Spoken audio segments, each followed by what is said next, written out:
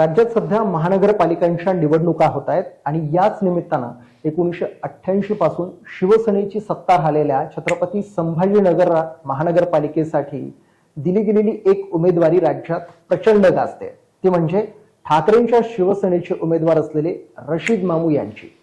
माजी खासदार चंद्रकांत खैरे यांचा प्रचंड विरोध असताना देखील प्रभाग क्रमांक 4 मधून ठाकरेंच्या शिवसेनेनं माजी महापौर रशीद मामू यांना उमेदवारी दिली आहे. पण तुम्हाला माहिती आहे का, शिवसेनेचे सर्वाधिक नगरसेवक असताना देखील याच रशीद मामूला महापौर पद दिलं गेलं होतं.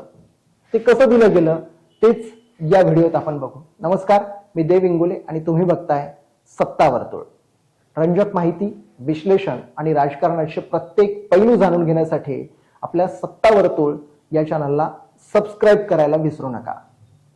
खान हवा की बाण हवा असं म्हणत राजकारण करणाऱ्या शिवसेनेला स्पष्ट बहुमत असताना देखील आपल्या बालेकिल्ल्यात म्हणजेच छत्रपती संभाजीनगरात एका खानाला महापौर पद द्यावं लागलं होतं. ते वर्ष होतं 1997चं. तेव्हा राज्यात सर्वत्रच शिवसेनेचा बोलबाला होता. असणारच, कारण बलाढ्य काँग्रेसला विरोधी बाकावर बसवून शिवसेना आणि भाजप युती राज्यात कारभार पाहत होती आणि मुख्यमंत्री होते शिवसेना प्रमुख बाळासाहेब ठाकरे यांचे विश्वासू सहकारी मनोहर जोशी. त्यावेळी छत्रपती संभाजीनगरात म्हणजेच तत्कालीन औरंगाबाद शहरात एक मोठी घडामोड घडली होती. संभाजीनगर शहर हे बाळासाहेबांचं सर्वात आवडतं शहर. या शहरानं कायमच बाळासाहेब आणि शिवसेनेला साथ दिली. 1997 मध्ये देखील तत्कालीन औरंगाबाद महानगरपालिकेत शिवसेना आणि भाजपकडे सत्ता स्थापन करण्या इतकं संख्याबळ होतं. तसा कौलच मतदारांनी त्यांना दिला होता. मात्र तरी देखील महापौरपद ना शिवसेनेला मिळालं ना भाजपला. मग कोण महापौर झालं तर एक अपक्ष उमेदवार. त्यांचं नाव होतं अब्दुल रशीद खान उर्फ रशीद मामू. खान हवा की बाण हवा म्हणणाऱ्या शिवसेनेच्या नगरसेवकांना बहुमत असून देखील छत्रपती संभाजीनगरमध्ये त्यावेळी रशीद मामूंच्या नेतृत्वाखाली काम करावं लागलं, जे की त्यांच्या पक्षाचे सुद्धा नव्हते. हे कसं घडलं हे फारच थोड्या लोकांना माहिती आहे. रशीद मामू म्हणजे फक्त एक राजकारणी नाहीत, तर ते 1963 पासून समाजकारणात देखील सक्रिय आहेत. 1971 मध्ये जनता ऑटो रिक्षा युनियनचे ते अध्यक्ष झाले. सामान्य माणसात मिसळणारा कार्यकर्ता म्हणून शहरात त्यांची ओळख आहे. गोविंदभाई श्रॉफ, गोपीनाथ मुंडे, प्रमोद महाजन, कॉम्रेड हबीब, डॉक्टर वायस खेडकर यांच्यासारख्या दिग्गजांसोबत त्यांनी मराठवाडा विकास आंदोलन, रेल्वे आंदोलन यासोबतच आयुक्तालयासाठीचा संघर्ष अशा एक ना अनेक आंदोलनात सक्रिय सहभाग घेतला होता. 1995च्या छत्रपती संभाजीनगर महापालिका निवडणुकीत रशीद मामू अनुसूचित जमातीसाठी म्हणजेच एसटी साठी राखीव असलेल्या जागेवरून अपक्ष म्हणून निवडून आल्या होत्या आणि 1997 मध्ये महापौरपद देखील अनुसूचित जमातीसाठी आरक्षित झालं होतं. इथंच सगळं राजकारण बदललं. सत्ताधारी शिवसेना भाजपकडे अनुसूचित जमातीचा एकही उमेदवार निवडून आलेला नव्हता. मग काय सुरू झालं, आरक्षण डावलून दुसऱ्यालाच महापौर बनवण्याचे डावपेच. राज्यात सत्ता शिवसेना आणि भाजपची होती. मुख्यमंत्री शिवसेनेचा होता, पण इथं रशीद मामू माघार घेणारे नव्हते. ते थेट उच्च न्यायालयात गेले आणि निकाल लागला मामूंच्या बाजूने. प्रकरण सुप्रीम कोर्टात गेलं, तिथे देखील मामू जिंकले. 15 दिवस उशिरा का होईना, पण अपक्ष असलेले रशीद मामू महापौर झाले.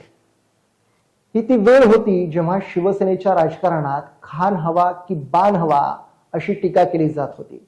तरीही एका खानाला भाजप आणि शिवसेनेला महापौरपद द्यावं लागलं होतं. भारतीय संविधानाने दिलेल्या या हक्कामुळेच हे शक्य झालं होतं.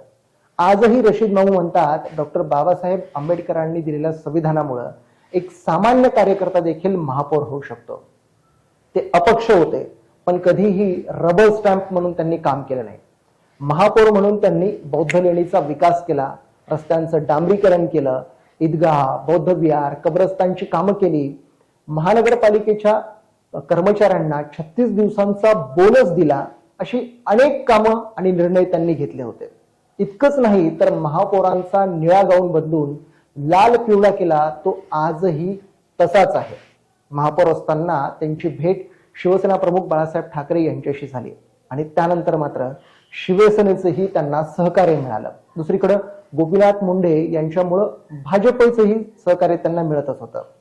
राजकारणात विरोध असतो पण कामं पाहून साथ मिळते याचं उत्तम उदाहरण म्हणजे रशीद मामू. पुढे 2005 मध्ये रशीद मामू काँग्रेसमध्ये गेले, पुन्हा नगरसेवक झाले, स्थायी समितीवर देखील त्यांनी काम केलं आणि आता महानगरपालिका निवडणुकीच्या तोंडावर त्यांनी ठाकरेंच्या शिवसेनेत प्रवेश केला. ठाकरेंच्या शिवसेनेचे नेते चंद्रकांत खैरे यांचा त्यांच्या प्रवेशाला आणि उमेदवारीला देखील कडाडून विरोध होता. तिकीट मिळूच देणार नाही असं खैरे म्हणत होते, पण तरीही पक्षाने रशीद मामू यांना उमेदवारी दिली. 1997 मध्ये देखील खैरे यांचा विरोध असतानाही रशीद मामू महापौर झाले होते. आता मामू पुन्हा सभागृहात जातील का हे मतदारच ठरवतील. एकूण काय तर 1996-97 मध्ये शिवसेनेच्या बालेकिल्ल्यात शिवसेना बहुमतात असताना देखील एक अपक्ष मुस्लिम उमेदवार महापौर झाला होता आणि ते शक्य झालं होतं केवळ संविधानामुळे. तुम्हाला काय वाटतं, यावेळी रशीद मामू निवडून येतील का? कमेंट करून सांगा. आणि हा व्हिडिओ आवडला असेल तर लाईक करा, शेअर करा आणि हो, आपल्या सत्ता वर्तुळ या चॅनलला सबस्क्राईब करायला विसरू नका. धन्यवाद.